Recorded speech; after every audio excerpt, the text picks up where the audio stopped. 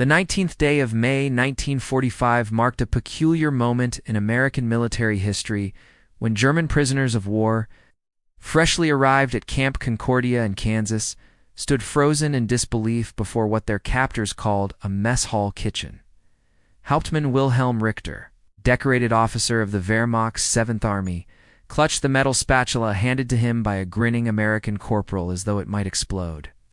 His hands, accustomed to commanding artillery batteries across the French countryside, out-trembled at the prospect of something far more domestic and utterly incomprehensible. "You want us to cook our own food?" Richter asked in halting English. His voice carrying across the compound where 200 fellow prisoners had gathered, their faces painted with identical expressions of bewilderment. The American guard, a farm boy from Iowa, named Corporal James Henderson, nodded enthusiastically. "That's right, Captain. Kitchen's all yours. We got potatoes, flour, some meat. Make whatever you fellas are used to eating back home." What these German soldiers could not fathom was that they had stumbled into an unprecedented experiment in prisoner-of-war treatment, one that would challenge every assumption they held about American captivity. For months, Nazi propaganda had painted vivid pictures of torture chambers and starvation camps awaiting German soldiers foolish enough to surrender to the Americans. Minister of Propaganda, Joseph Goebbels himself, had broadcast warnings that American captivity meant certain death, that prisoners would be worked to death in mines or simply executed upon arrival.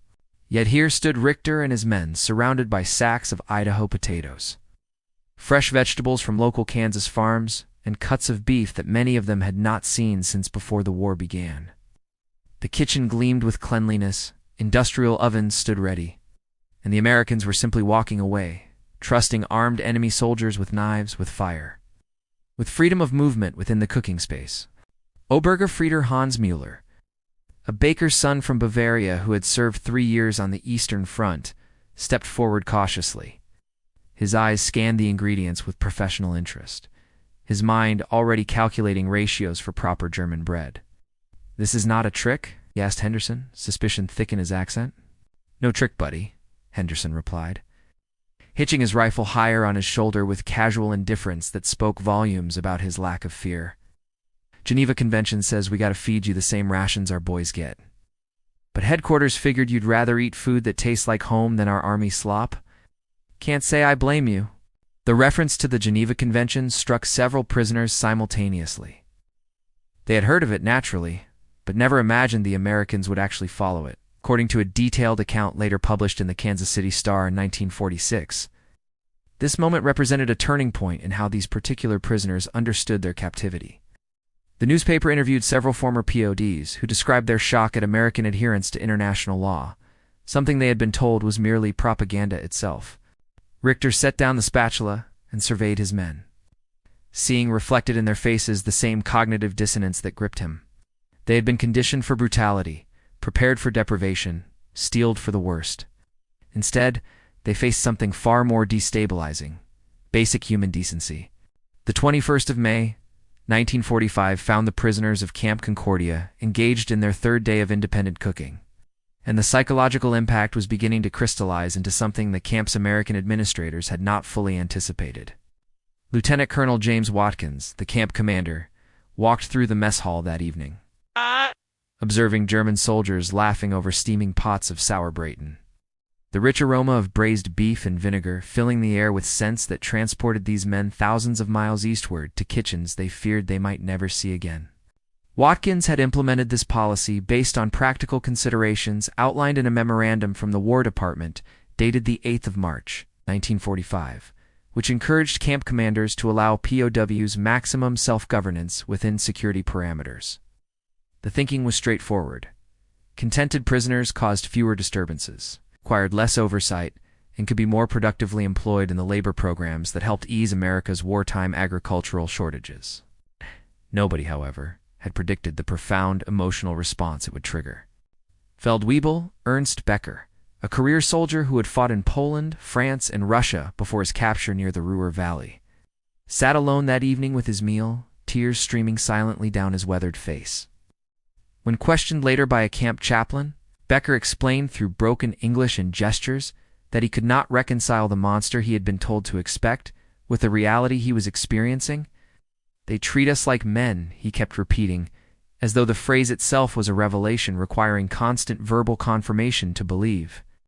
This disconnect between expectation and reality was particularly acute for those who had served on the Eastern Front, where the war had devolved into a barbaric struggle with little regard for the conventions of civilized warfare. Unteroffizier Carl Schmidt, captured during the Battle of the Bulge in January of that year, had witnessed Soviet treatment of German prisoners during a brief period when his unit had been temporarily overrun before being relieved. The contrast between that nightmarish experience and the almost mundane normalcy of Camp Concordia created a kind of moral whiplash. The women mentioned in contemporary accounts were primarily local residents of Concordia, Kansas, and surrounding communities who worked as civilian administrators, nurses, and support staff at the camp. Mrs. Dorothy Patterson, a Red Cross volunteer who helped coordinate recreational activities, wrote in her diary, later excerpted in the Concordia Blade Empire newspaper on the 4th of June, 1945, about her conversations with the prisoners. "They speak of cooking their own meals as though we had handed them the keys to freedom itself," she wrote. "One man told me he had been certain he would never taste his mother's recipes again, and now he spends his evenings teaching younger prisoners how to make proper spatzel." These women, many of whom had sons, husbands, or brothers serving overseas in the European theater, grappled with their own complex emotions. The enemy was here in their Kansas prairie town, cooking sausages and singing folk songs in the evenings. Some women struggled with resentment, seeing the prisoners' relative comfort while their own loved ones faced ongoing danger. Others, like Mrs. Patterson, recognized the policy's wisdom in maintaining order and perhaps laying groundwork for post-war reconciliation. The transformation was not universal or immediate. Leutnant Friedrich von Steinberg, a Prussian officer from an old military family, initially refused to cook, considering it beneath his dignity. He expected punishment, perhaps solitary confinement or reduced rations. Instead, the Americans simply shrugged and let him eat whatever the other prisoners prepared. Within a week, von Steinberg was in the kitchen, his rigid sense of honor adapting to accommodate this new reality where survival meant participation rather than resistance. The 7th of June, 1945 brought an unexpected development to Camp Concordia that would reshape the prisoners. Understanding not just of American policy, but of democracy itself. Jeffreiter Otto Wagner, a schoolteacher conscripted into service in 1942, stood before a makeshift chalkboard in the corner of the mess hall, teaching a class on American constitutional principles to 24 curious German soldiers while the evening meals, potato pancakes, sizzled on griddles behind them. This bizarre juxtaposition of military captivity and adult education had emerged organically from the cooking arrangement. When men spend hours together preparing meals, conversations naturally develop. Initially, these conversations revolved around recipes and memories of home. Gradually, they evolved into questions about America itself, about the country that seemed so paradoxically powerful, yet permissive, so dominant, yet deferential to rules written in Geneva decades earlier. Corporal Henderson, who had become an unofficial liaison between the prisoners and camp administration, brought in newspapers at Wagner's request. The editions of the New York Times and Kansas City Star from early June 1945 carried stories of Germany's complete collapse, of the revelation of concentration camps, of the full scope of Nazi atrocities becoming clear to the world. Wagner translated these articles for his fellow prisoners, many of whom reacted with shock, denial, or shame. The cooking sessions became forums for processing these devastating revelations. Oberfeldwebel Max Zimmermann, a butcher from Hamburg who expertly prepared the camp's meat rations, found himself defending the indefensible one evening as he deboned a side of beef. "We did not know," he insisted to a group of younger soldiers who pressed him about the camps. "How could we know?" Müller, the Bavarian baker, responded with uncharacteristic anger, his hands white with flour. "We did not want to know. There is a difference." The kitchen fell silent, except for the bubbling of pots on stoves. This conversation, repeated in variations across similar camps throughout America, represented a form of denazification that no formal program could match. Men who cooked together, who shared the intimate work of feeding one another, found it harder to maintain the psychological walls that ideology requires. According to documentation preserved in the National Archives and referenced in several scholarly works including Hitler's Soldiers, the German Army and the Third Reich by Ben Shepard, published decades later, the camp commanders recognized that this informal education was more effective than any structured program could be. The very act of being trusted with autonomy challenged the authoritarian mindset many prisoners had internalized. Mrs. Eleanor Hoffman, a widow whose husband had been killed at Normandy, worked in the camp's library. She initially requested a transfer, unable to bear proximity to the men who wore the same uniform as those who had killed her beloved Robert. But curiosity eventually drew her into conversation with Wagner, whose English was improving rapidly. She asked him once why the prisoners seemed so grateful for something as simple as cooking their own food. Wagner's response, recorded in her personal journal, was illuminating. In the German army, in the Reich itself, every action was dictated. You ate what you were told, worked where you were assigned, thought what was permitted. Here you ask us what we want to eat. It is a small thing, but it is everything. It suggests we have will, choice, agency. This is new to us. The transformation was visible in subtle ways. Prisoners began volunteering for additional work details on local farms, not because they were forced, but because they wanted to contribute. They took pride in their cooking, competing to create the best dishes. They debated politics during meal preparation, engaging in the messy democracy of opinion that totalitarianism forbids. The 20th of July, 1945 arrived, with the kind of oppressive Kansas heat that makes even breathing feel like work. But inside the camp kitchens, Richter and Mueller had embarked on an ambitious project that would symbolize the strange cultural exchange developing between captors and captives. They were teaching Corporal Henderson how to make authentic sauerbraten, a process that required days of marination and careful attention to the balance of vinegar, spices, and thyme. Henderson, whose culinary experience extended no further than his mother's farm cooking, approached the lesson with genuine enthusiasm. My grandmother was German, he explained, carefully noting measurements in a small notebook. Came over in 1885. She never talked much about the old country, but I remember her making something like this for Christmas. This revelation created a moment of connection that transcended the prisoner-guard dynamic. Mueller asked questions about Henderson's grandmother, where in Germany she had originated, what had driven her to emigrate. The conversation unveiled layers of shared humanity that the war had temporarily obscured. Mueller discovered that Henderson's grandmother had been from a village merely 30 kilometers from his own hometown, coincidence that seemed almost impossible given the vast distances and decades involved.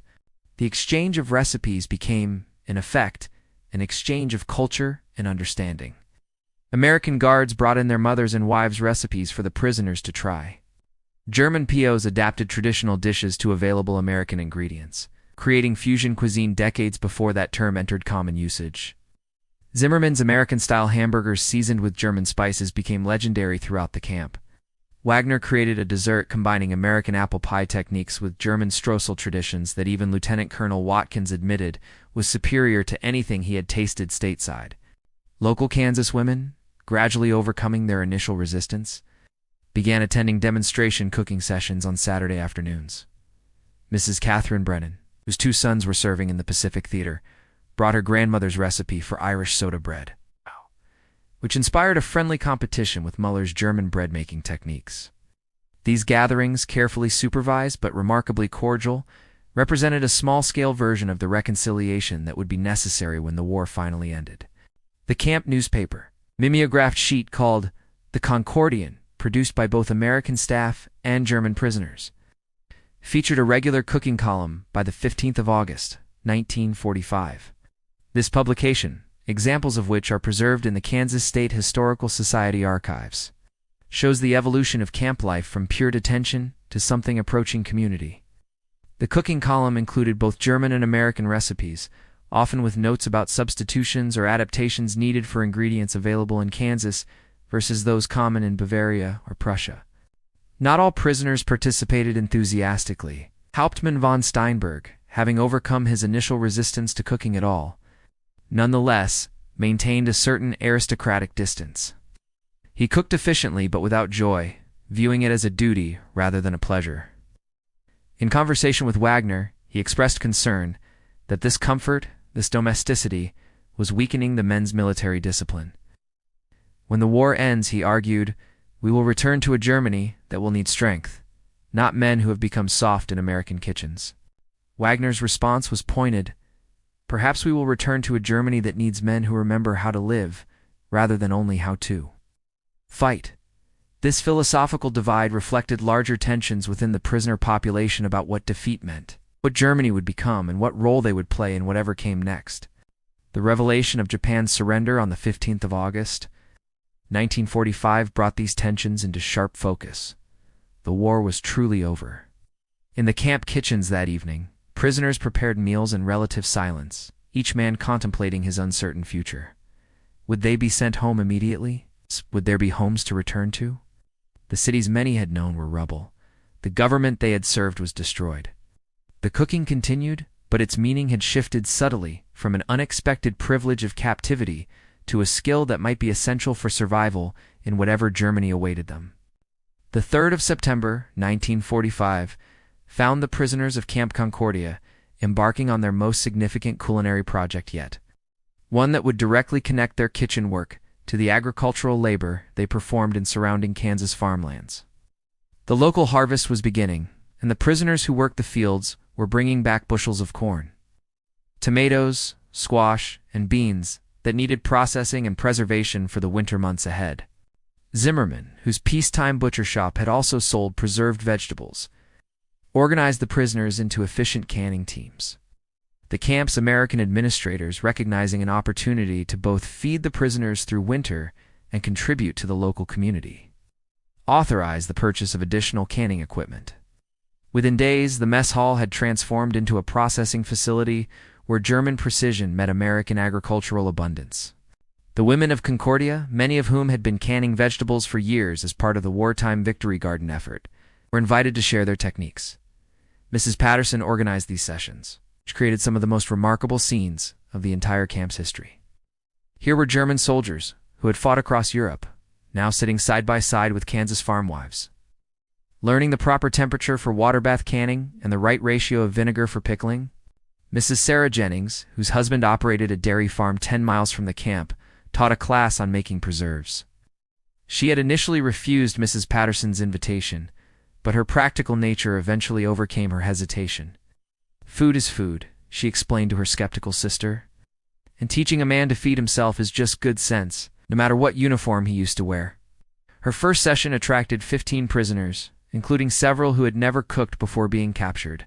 The labor exchange program. It's documented in reports to the War Department and later analyzed in scholarly works about POW camps in the American heartland. It had become remarkably sophisticated by autumn of 1945. Prisoners worked on local farms during the day, earning small wages in camp scrip that could be used to purchase additional food items or personal supplies. This money often went towards special ingredients for the camp kitchens, allowing the prisoners to create more elaborate meals that reminded them of home. Becker, who had initially wept at the simple act of cooking his own food, now managed a small garden plot adjacent to the camp where he grew herbs and vegetables specifically for German recipes. He had requested seed packets for parsley, dill, and caraway through Mrs. Patterson, who ordered them from a seed company in Topeka. The garden became Becker's sanctuary, a place where he could nurture life after years of dealing in death. The psychological impact of this agricultural work, combined with culinary autonomy, cannot be overstated.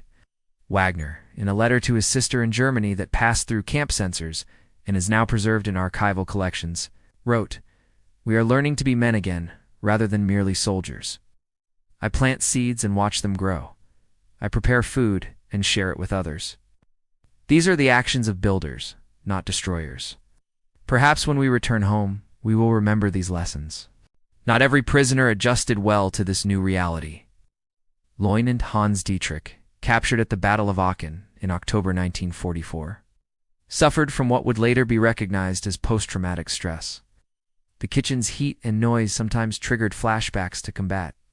The kindness of the Americans confused him, creating cognitive dissonance that manifested in angry outbursts and withdrawal. Chaplain William Morris, an Army minister who volunteered at the camp, worked with Dietrich throughout the autumn, helping him process his experiences and adapt to captivity's unexpected gentleness. The harvest meals became camp traditions by October. On the 15th of that month, Prisoners and guards shared a feast featuring roasted chicken, corn on the cob, fresh bread, and 3 varieties of pie made by both German prisoners and local women. Lieutenant Colonel Watkins gave a brief speech acknowledging the unusual nature of their situation, praising the prisoners' work ethic, and expressing hope that the cooperation they had demonstrated might foreshadow better relations between nations in the future. Richter, asked to respond on behalf of the prisoners, struggled with emotion as he spoke in heavily accented English about gratitude, about unexpected humanity, about the power of small dignities to restore hope.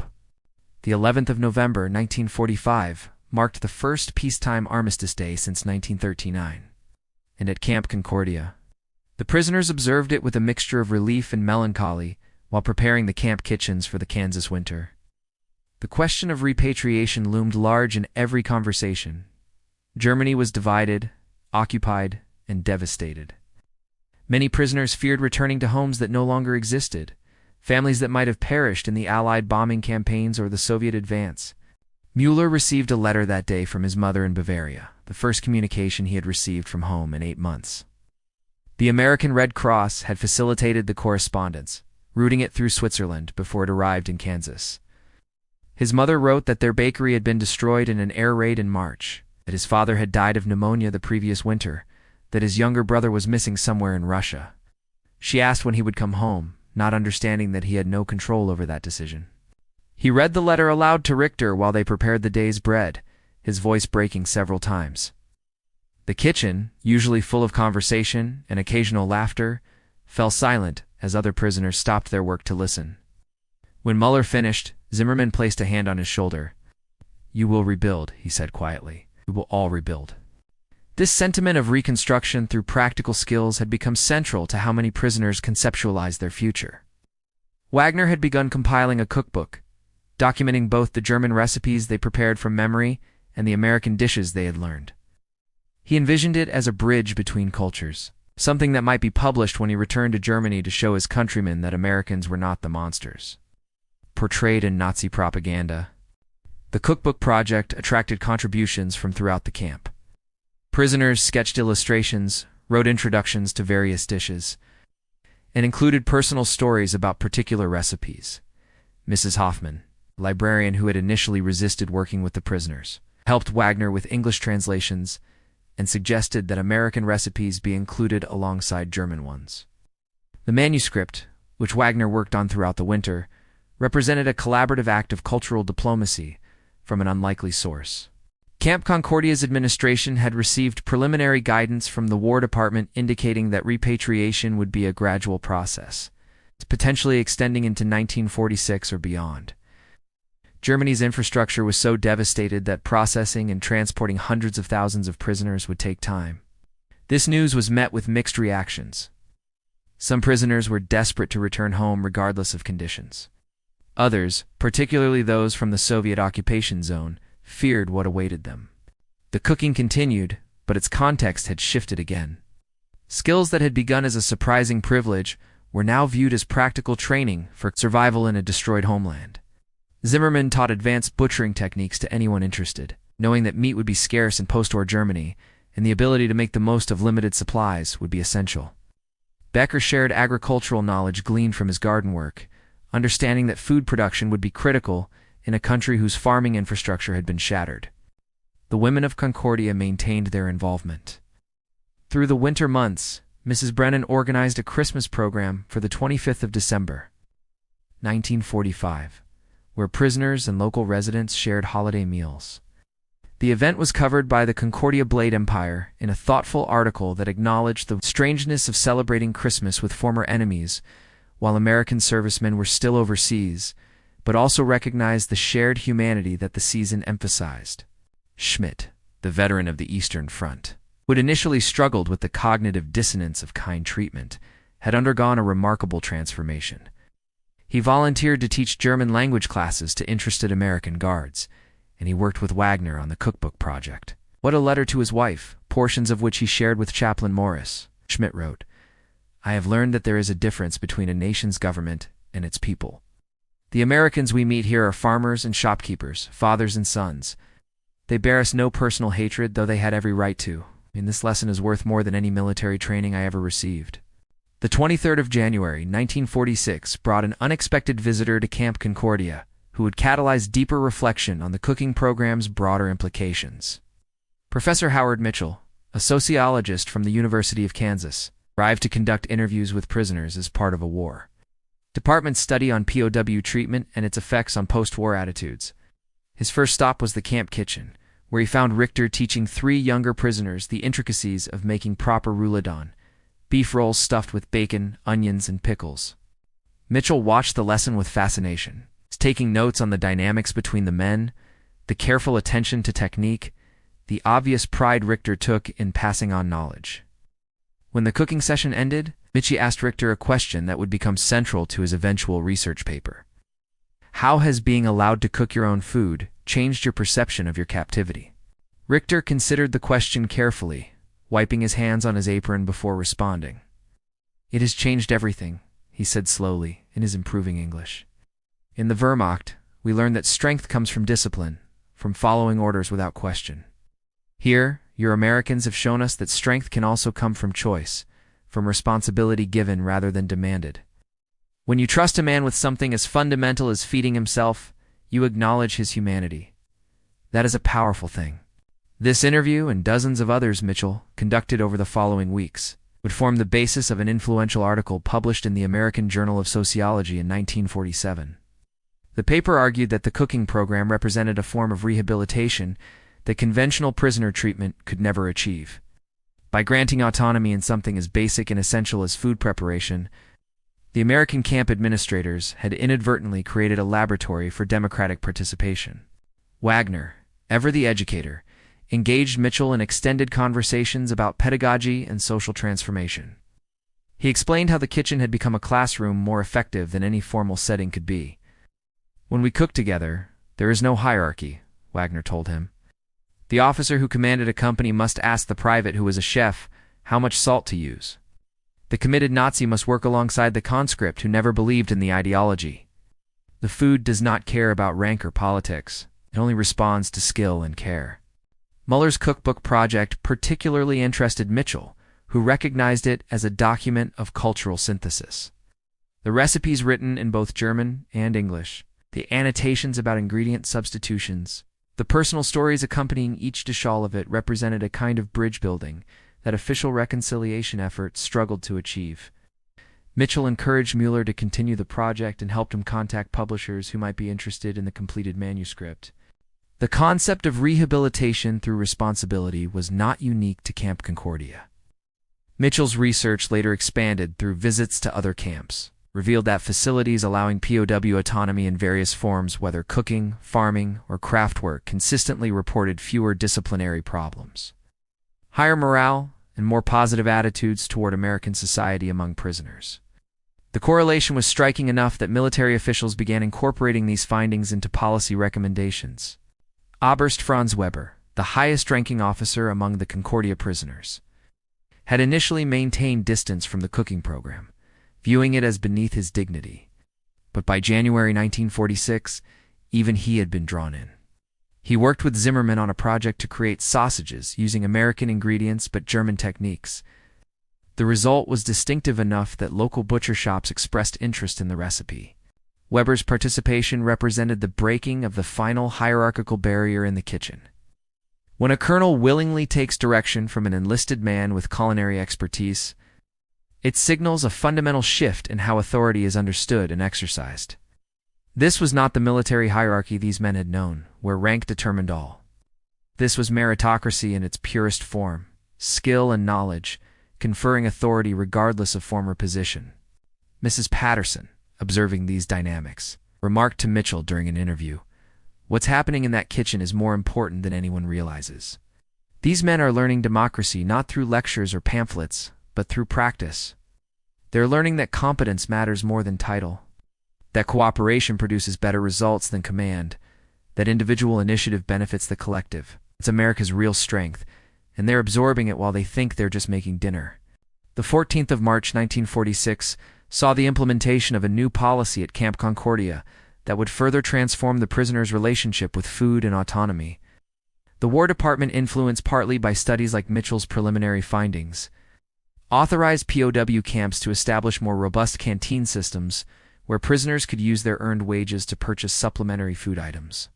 For the Concordia prisoners, this meant the ability to acquire ingredients for special meals beyond the standard rations. Becker took charge of organizing a prisoner committee to manage the canteen's food purchases.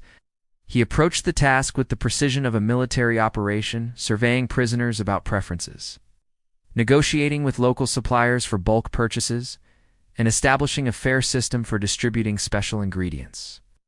The small amount of economic agency this provided had effects disproportionate to the scale of the transactions. Schmidt, who had developed an interest in economics through conversations with local farmers, recognized something profound in this arrangement. "We are learning capitalism," he explained to Wagner one evening. "Not the caricature that we were taught to hate, but the real thing. We work, we earn, we choose how to spend what we have earned. We succeed or fail based on our own decisions. This is what your propaganda called wage slavery, but it feels more like freedom than anything we experienced under our fur." The canteen profits, minimal as they were, got invested back into kitchen improvements and additional cooking equipment. The prisoners voted on these expenditures through a democratic process that some found as alien as it was enlightening. Von Steinberg, the Prussian officer who had long resisted the camp's informality, cast his first democratic vote at age 38, choosing between purchasing a new roasting pan or additional baking supplies. The experience left him unsettled in ways he struggled to articulate. Zimmerman established a small business within the camp, offering specialized butchering services to prisoners who wanted their meat rations prepared in specific ways. He charged minimal amounts in camp scrip, but the psychological impact of operating even this tiny enterprise was significant. In conversations with Chaplain Morris, Zimmerman spoke of his hope to re-establish his butcher shop in Hamburg. Though he had no idea what remained of his city, the local economy began integrating with the camp's food system in increasingly sophisticated ways. Kansas farmers who employed prisoner labor sometimes paid partly in fresh produce, which the prisoners incorporated into their meals. Mrs. Jennings started a small business selling preserved foods to the camp, with prisoners providing labor for the preservation process in exchange for portions of the finished products.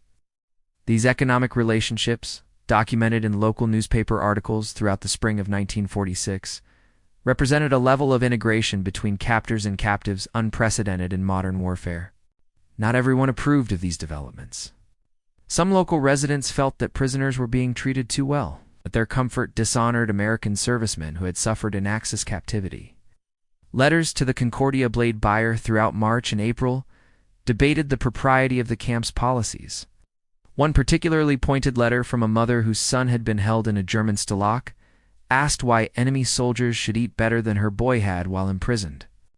Lieutenant Colonel Watkins responded to these concerns in a public meeting on the 19th of April, 1946. He explained that the policies were not about being soft on the enemy, but about fulfilling international obligations, maintaining order, and potentially influencing future German society through positive example. "We follow the Geneva Convention not because Germans did," he argued, "but because we are Americans, and that means something. These men will go home eventually, and they will remember how they were treated. That memory might matter in the world we're all trying to build." Richter attended this meeting, one of the few occasions when prisoners were present at a public gathering with local citizens. When asked to speak, he said simply, "Before captivity, I believed strength meant never showing weakness. I believed authority meant never questioning orders. I believed Germany meant loyalty to the Führer above all. Here, I have learned that strength can mean admitting uncertainty, that authority can mean trusting others with responsibility, that a nation can mean something larger than any single leader. I learned this not from lectures but from being allowed to cook my own food." The 8th of June 1946 arrived with the official announcement that repatriation would begin in earnest by summer's end. And the prisoners of Camp Concordia began preparing themselves not just for the journey home, but for reintegration into a Germany they scarcely recognized from letters and news reports. The kitchen became a place of increasingly bittersweet gatherings as men who had spent over a year cooking together faced the reality of separation and uncertain futures. Muller's cookbook project took on new urgency. He worked late into the evenings, writing and rewriting recipe instructions. trying to capture not just measurements and techniques, but the stories and emotions embedded in each dish. Wagner helped him draft an introduction, explaining the cookbook's origins, its dual nature as both German and American, and its intended purpose as a bridge between former enemies. Mrs. Hoffman connected Mueller with a small publishing house in Manhattan, Kansas, that expressed interest in the manuscript. It's the publisher, a gentleman named Robert Morrison, whose son had served in the 82nd Airborne Division, saw the project's potential to contribute to reconciliation efforts. By late June, a contract had been drafted, with profits to be split between Mueller and a fund supporting war orphans in both Germany and America. The prospect of repatriation forced prisoners to confront questions they had been avoiding. Schmidt received confirmation that his hometown was in the Soviet occupation zone, meaning his return would place him under Stalin's authority rather than Western Allied control. He confided to Wagner his fear that his relatively comfortable captivity in America might be viewed with suspicion by Soviet authorities, that he might face accusations of collaboration or worse. Becker faced a different dilemma. His agricultural skills, enhanced by 18 months of farming work in Kansas, had attracted offers from local farmers who suggested he might be able to remain in America as a civilian agricultural worker once his prisoner status ended. The idea both tempted and troubled him. Could he abandon Germany in its moment of greatest need? Could he build a new life in the country that had been his enemy? The kitchen garden he had tended so carefully seemed to argue for staying, while loyalty to his homeland demanded return. Zimmerman received devastating news on the 20th of June. His wife had been killed in an air raid on Hamburg in April 1945, just weeks before the war's end. His butcher shop had been destroyed, his neighborhood reduced to rubble. He had no children, no siblings, no compelling reason to return beyond the abstract concept of homeland. He wept openly in the kitchen while Richter and Mueller stood by helplessly, offering what comfort they could. The camp organized a series of farewell dinners throughout July, elaborate affairs that showcased everything the prisoners had learned about cooking. These meals, attended by guards, administrators, and local residents who had befriended prisoners, had a poignancy that transcended their ostensible celebration. Men who had arrived as enemies were leaving as something more complex than quite friends, but certainly no longer foes. On the 25th of July, 1946, the prisoners prepared what they called the Great Feast, an 8-course meal featuring dishes from across Germany alongside American favorites they had mastered. The menu itself was a document of cultural exchange: Sauerbraten alongside Kansas-style barbecued ribs, spatzel next to cornbread apple strudel complementing pecan pie. Over 200 people attended, filling the mess hall to capacity. Richter, asked to give a final speech before repatriation, struggled with emotion as he thanked the camp administrators and local residents. "You did not have to treat us with kindness," he said. "The Geneva Convention required that you feed us, house us, and keep us safe. It did not require that you trust us with responsibility, respect us with autonomy, or treat us with dignity. Those were choices you made, and they have changed us in ways we are still discovering. When we return to Germany, we will carry these lessons with us. We will remember that former enemies treated us better than our own government often did. That is a powerful memory, one that might help build the peace that our generation failed to maintain." Mrs. Patterson, representing the civilian volunteers who had engaged with the prisoners throughout their captivity, responded with her own reflections. "You have taught us as much as we taught you," she said. "You have shown us that even in war, humanity persists. That common tasks like cooking can bridge divides that politics cannot. That the enemy is never just the enemy, but always also someone's son, someone's husband, someone's father. We wish you well in rebuilding your homeland, and we hope you carry home not just recipes, but the understanding that former enemies can become future friends." The 15th of September, 1946, marked the final day of operation for Camp Concordia's prisoner of war facility. And the last group of German prisoners gathered in the kitchen one final time to share a breakfast before boarding trucks that would take them to Fort Leavenworth for processing and eventual repatriation. Mueller stood at the stove, making pancakes with the practiced ease of 18 months' experience, while Richter brewed coffee in the large industrial percolators that had become so familiar. The kitchen held only 15 men now, the last remaining prisoners from what had once been a population of over 200.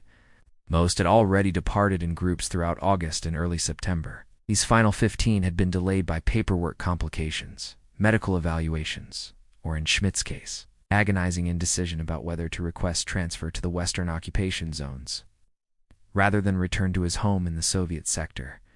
Zimmerman, who had ultimately decided to return to Hamburg despite having nothing concrete waiting for him there, prepared breakfast sausages with the methodical precision that had always characterized his work. "I will rebuild the shop," he announced, to no one in particular. "The building is gone, but the knowledge remains. A man with a trade can always start again." Corporal Henderson, promoted to sergeant the previous month, joined them for this final meal. Over the months, he had become more than a guard to these men. He was a friend, a student of their culture, a beneficiary of their cooking lessons.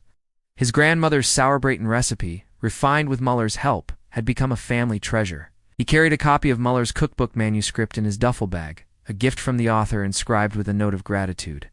"You fellows taught me something I didn't expect to learn in a prison camp," Henderson said, accepting a plate of pancakes from Mueller.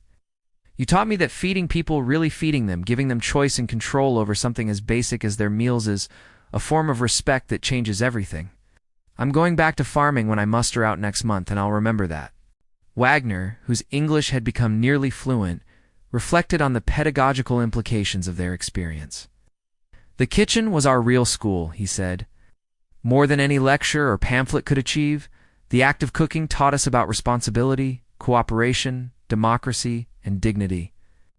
I wonder if your government understood how powerful this simple policy would be." Lieutenant Colonel Watkins, making his rounds one final time before the camp's closure, overheard Wagner's comment as he entered the mess hall. "I think it started as pragmatism," he admitted, accepting a cup of coffee from Richter. "Keep the prisoners content, reduce disciplinary problems, follow Geneva Convention requirements. But it became something more. You men proved that even in captivity, even after years of war and propaganda, common humanity could reassert itself over shared work and shared meals." The conversation turned to what awaited them in Germany. Letters and news reports painted a picture of devastation almost beyond comprehension. Cities reduced to rubble, millions displaced, food shortages reaching crisis levels, the entire society requiring reconstruction from the ground up. The skills they had developed in this Kansas prison camp suddenly seemed not just relevant but essential. Becker had made his decision. He would return to Germany for 6 months to help his elderly mother settle affairs, then petition to return to America as a civilian immigrant. One of the local farmers, a man named Thomas Wright, who had employed Becker on his wheat and corn operation, had offered sponsorship. "You're the best farmhand I've ever had," Wright had told him. "When you're ready to come back, there's a place for you here." This possibility of return made the departure less final, less terrifying.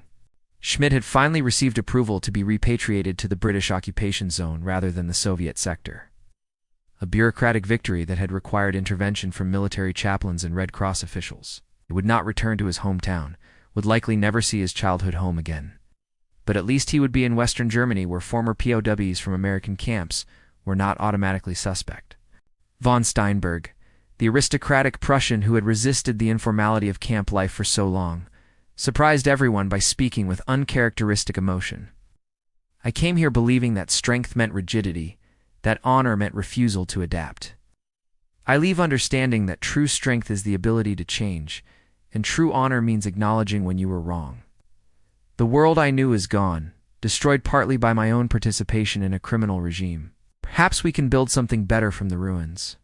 As the meal concluded, and the men prepared to gather their few belongings, Mrs. Patterson arrived with Mrs. Hoffman and Mrs. Jennings, carrying a large package wrapped in plain brown paper. "We wanted you to have something to remember us by," Mrs. Patterson explained, presenting the package to Richter as the group's informal leader. Inside were 50 copies of a small booklet the women had produced, titled Recipes for Peace, a Camp Concordia cookbook. It contained a selection of recipes from Muller's larger manuscript, along with photographs taken throughout the past year showing prisoners and local residents working together in the kitchen, tending gardens, and sharing meals. The final page featured a group photograph from the Great Feast in July. German prisoners and American guards and local civilians all crowded together, smiling at the camera with genuine warmth. "We thought your families might like to see that you were treated well," Mrs. Hoffman said quietly. "That you were remembered as men, not just as prisoners." Mueller opened his copy, tears streaming down his face as he paged through recipes he had written.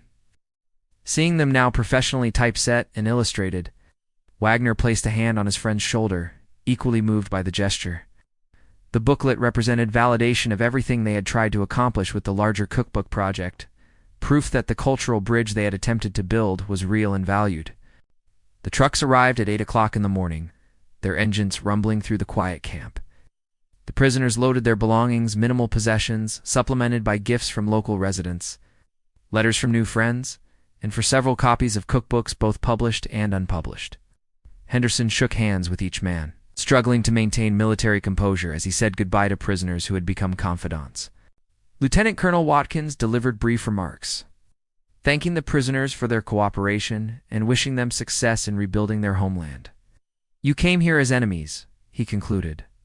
"You leave as men we respect." That transformation happened not through coercion but through trust, not through punishment but through responsibility. Remember that as you go home. Remember that democracy is not weakness, that kindness is not foolishness, that treating people with dignity produces better results than treating them with cruelty. Richter responded on behalf of the group, his final words in English, carrying the weight of 18 months' experience. "We will remember the Geneva Convention was not just words on paper, but principles you lived by. We will remember that you gave us autonomy over something as simple yet essential as our food, and through that gift taught us lessons about humanity and governance that years of Nazi education had tried to erase. We will take these lessons home. We will share them, and perhaps if we are fortunate, we will help build a Germany worthy of the mercy you showed us." The trucks pulled away at 9 o'clock, carrying the last prisoners of Camp Concordia toward an uncertain future. Henderson stood at the gate watching them disappear down the Kansas highway, thinking about the unlikely friendships formed over shared meals, about the power of ordinary kindness to transform even the relationships forged in war's crucible. Inside the Naumty kitchen, Mrs. Patterson walked through one final time with Watkins. Surveying the space where so much unexpected healing had occurred, the industrial ovens stood cold and silent, the counters scrubbed clean, the utensils organized and ready for whatever use the facility might serve next.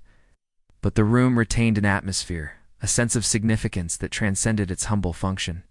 "History will remember the battles and the treaties," Mrs. Patterson observed, "but I wonder if the real story of how enemies become friends again might be found in places like this. In kitchens where former adversaries learned to trust each other over the simple act of preparing food together." Watkins nodded, making notes in a final report he would submit to the War Department. His assessment would emphasize the cooking program's success in maintaining order, improving morale, and potentially influencing prisoners' post-war attitudes toward democratic governance. His report, preserved in National Archives records, would eventually contribute to policy discussions about how occupying forces should treat civilian populations in defeated Axis nations. Muller's Cookbook, From Enemy to Guest, Recipes and Reflections from Camp Concordia, would be published in 1947 by a small Kansas press. The book would sell modestly, but earn critical attention for its unique perspective on prisoner of war treatment and cultural exchange. Copies would find their way to Germany, where they would be read with fascination by a population trying to understand what had happened to their soldiers in American captivity. In 1948, Wagner would write to Mrs. Patterson from a displaced persons camp in the British occupation zone, describing his work teaching English and democratic principles to German children orphaned by the war. He enclosed a photograph of himself teaching a cooking class to a group of young people, passing on both culinary skills and the lessons about dignity and autonomy he had learned in Kansas. "The kitchen remains my classroom," he wrote. "Food remains my text. I teach them to cook, but really, I teach them that they have agency, choice, and responsibility for their own lives." Zimmerman would indeed rebuild his butcher shop in Hamburg, opening a small establishment in 1949 that would become known throughout the neighborhood for its quality and for its proprietor's insistence on treating every customer with dignity, regardless of their circumstances. He would never marry again, but would become a beloved figure in the community, known for donating meat to families struggling in the post-war economy. Until his death in 1973, he kept a photograph from Camp Concordia on his shop wall, prisoners and guards sharing a meal, former enemies breaking bread together. Becker would return to America in 1947 as an immigrant, settling in Kansas, where he would marry the daughter of Thomas Wright, the farmer who had sponsored him. He would spend his life farming the Kansas prairie, teaching his children and grandchildren about the strange chapter of history when he had been an enemy. Prisoner who learned about freedom through being allowed to cook his own food. His vegetable gardens would always include the herbs he had first cultivated behind the wire of Camp Concordia. Schmidt's fate was less happy. His fears about being in Soviet-controlled territory, even the British zone, proved prescient. In 1953, he would disappear during a business trip to East Berlin, swallowed by Stalin's paranoia about former POWs from Western camps. His family would never learn what became of him, though they would treasure the letters he sent from Camp Concordia, describing the unexpected kindness of American captivity. Von Steinberg would survive to see Germany's division and eventual reunification. He would become a professor of political science at the University of Heidelberg, lecturing frequently on the differences between authoritarian and democratic governance. In his classes, he would often reference his time at Camp Concordia, explaining how something as mundane as cooking privileges had taught him more about democracy than any political treatise. "I learned that freedom is not the absence of structure," he would tell students, but the presence of choice within appropriate limits. Henderson would return to his family farm in Iowa, marry his childhood sweetheart, and raise 4 children. He would serve as county supervisor for 12 years, earning a reputation for fairness and an unusual insistence that even those who disagreed politically deserved respect and dignity. His German Sauerbraten, made from Muller's recipe, would become legendary at community gatherings. When asked about his war service, he would always emphasize not the combat he had seen before becoming a camp guard, but the lessons he learned from German prisoners about the universal human need for autonomy and respect. Camp Concordia itself would be decommissioned in late 1946, its buildings eventually repurposed for various civilian uses. The mess hall, where so much unexpected history had been made, would serve as a community center for decades. In 1996, on the 50th anniversary of the camp's closing, a plaque would be installed commemorating the facility and specifically noting the cooking program's role in demonstrating that, even in war, common humanity and mutual respect could bridge the divide between enemies. The story of German POWs cooking their own food in American camps would receive scholarly attention over subsequent decades. Analyzed in numerous academic works on prisoner of war treatment, cultural exchange, and post-war reconciliation, the policy that had seemed so unremarkable to many Americans at the time, simply following Geneva Convention requirements and practical considerations, would be recognized as a crucial element in reshaping German prisoners' attitudes toward democratic governance and American society. The true measure of the program's success, however, lay not in academic analyses or policy reports, but in the lives of the men it affected. Thousands of German prisoners returned home from American camps with stories of unexpected treatment, of being trusted with responsibility, of discovering that enemies could be decent. These stories, shared in families and communities across Germany, contributed to a gradual shift in how Germans understood Americans, and more broadly, how they understood governance, dignity, and human rights. In the rubble of post-war Germany, men who had learned to cook in American prison camps established restaurants, taught culinary skills to the next generation, and carried with them the lesson that, even in captivity, small acts of trust and respect could transform relationships and individuals. They had entered captivity expecting brutality, prepared for the dehumanization that Nazi propaganda had promised. Instead, they had been handed spatulas and told to feed themselves. That simple act, allowing prisoners to cook their own food, represented something profound about American values that no amount of propaganda could have conveyed. It demonstrated that strength did not require cruelty, that security did not demand dehumanization, that following rules and treating enemies with basic dignity were not contradictory impulses, but complementary principles. The women who had initially been skeptical or resistant to engaging with enemy prisoners had learned their own lessons. They discovered that extending humanity toward those who had fought for an evil cause did not diminish the justice of the Allied victory, but rather exemplified the values that made that victory meaningful. They learned that reconciliation begins not with grand political gestures, but with small acts of recognition that former enemies are fundamentally human beings deserving of basic dignity. As the last truck carrying Camp Concordia's prisoners disappeared down that Kansas highway on the 15th of September.